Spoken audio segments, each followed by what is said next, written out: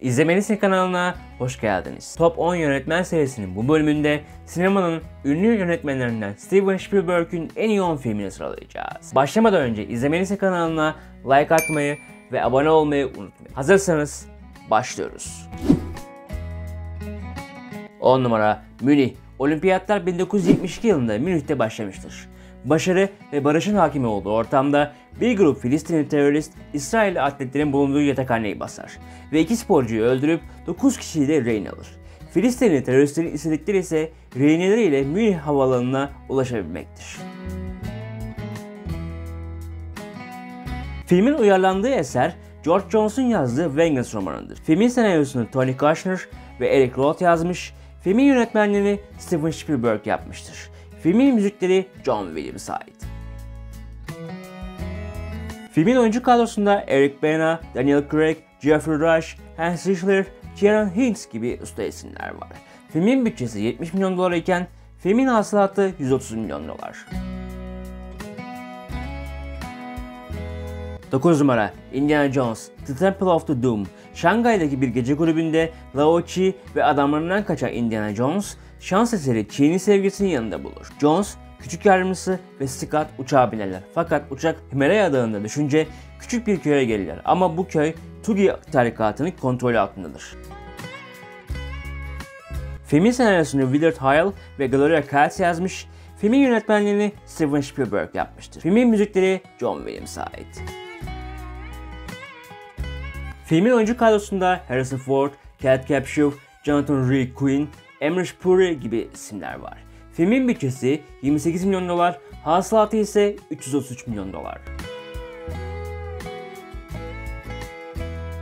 8 numara Minority Report. Dedektif John Anderton, psişik güçlere sahip kainler ve bazı teknolojik aygıtlar sayesinde cinayetleri işlemeden önce fark edip suçları yakalayan özel polis biriminin başındadır. Film, Philip Dick'in Azınlık Raporu romanına uyarlanmış, filmin senaryosunu Scott Frank ve John Cohen yazmış, Steven Spielberg filmin yönetmenliğini yapmıştır. Filmin müzikleri John Williams'a ait. Filmin oyuncu kadrosunda Tom Cruise, Colin Farrell, Max von Sydow, Samantha Morton gibi usta isimler var. Filmin bütçesi 102 milyon dolar iken hasılatı ise 358 milyon dolar. Filmin aldığı ödüller en iyi erkek oyuncu, en iyi yönetmen, en iyi besteci ödülü, en iyi DVD ekstrası ödülü, en iyi yapım tasarımı ödüllerini kazanmıştır. 7 numara E.T. Dünyayı ziyarete gelen bir grup uzaylının acil şekilde dünyayı terk etmesiyle işlerinden biri dünyada kalır. Kendisini başka bir gezegende bulan uzaylıyı ise 10 yaşındaki Elliot ellerinin bahçesinde bulur. Filmin senaryosunu Melissa Mathison yazmış, filmin yönetmenliğini Steven Spielberg yapmıştır. Filmin müzikleri ise John Williams'a ait.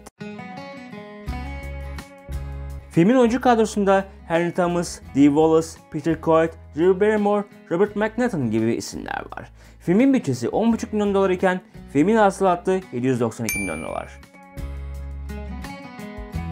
Amerikan Film Enstitüsü'nün hazırlamış olduğu en iyi 100 filmin yer aldığı listede 1998'de 25. sırada yer alırken 2007'de 24. sırada kendisine yer buldu. E.T. filmi 1994 yılında Kongre Kütüphanesi tarafından kültürel, tarihi ve estetik olarak en önemli filmler listesinde seçildi.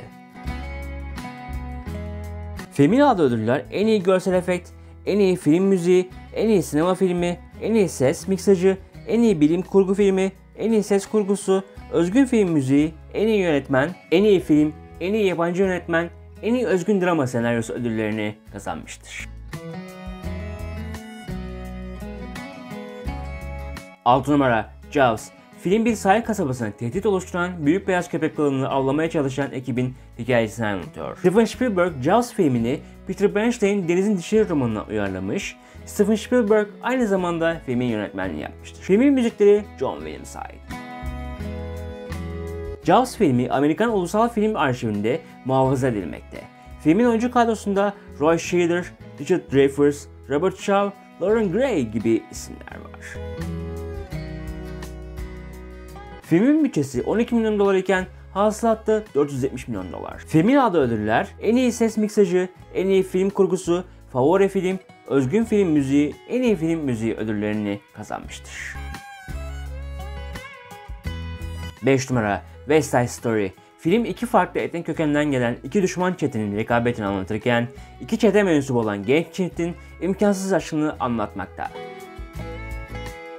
Film Arthur Lawrence'ın kitabından uyarlanmış, filmin senaryosunu Tony Kushner yazmış, Steven Spielberg filmin yönetmenliğini yapmıştır. Filmin müzikleri Stephen Sondheim, Makoska Grieger ve Kevin McCollum tarafından yapılmıştır. Filmin oyuncu kadrosunda Ansel Elgort, Rachel Zegler, Rita Moreno, Ariana DeBose, David Alvarez gibi isimler var. Filmin bütçesi 6 milyon dolar iken hasılatı 44 milyon dolar. Amerikan Film Enstitüsü'nün en iyi film müzikalleri listesinde 2. sırada yer alırken en iyi 100 film listesinde ise 41. sırada kendisine yer buldu. Filmin aldığı ödüller en iyi yardımcı kadın oyuncu, en iyi film, en iyi yardımcı erkek oyuncu, en iyi yönetmen, en iyi film kurgusu, en iyi görüntü yönetmeni, en iyi yapım tasarımı, en iyi ses miksajı, en iyi kostüm tasarımı, en iyi müzikal film bestesi, en iyi müzikal senaryo ödüllerini kazanmıştır.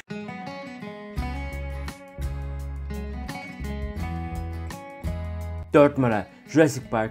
Milyarder John Hammond önderliğindeki bilim adamları son derece ilginç ve karmaşık testler deneyerek sivrisinek fosillerinden kan örneği almayı başarır. Dinozorların DNA'sı ile Afrika kurbağasının DNA'sını birleştirerek 65 milyon yıl önce yaşamış canlıları yeniden yaratırlar. Steven Spielberg, Michael Crichton'ın yazdığı Jurassic Park romanını filme uyarlamış, filmin senaryosunu David Koeff ve Malia Marmo yazmış. Steven Spielberg aynı zamanda filmin yönetmenliğini yapmıştır. Filmin müzikleri John Williams'a ait.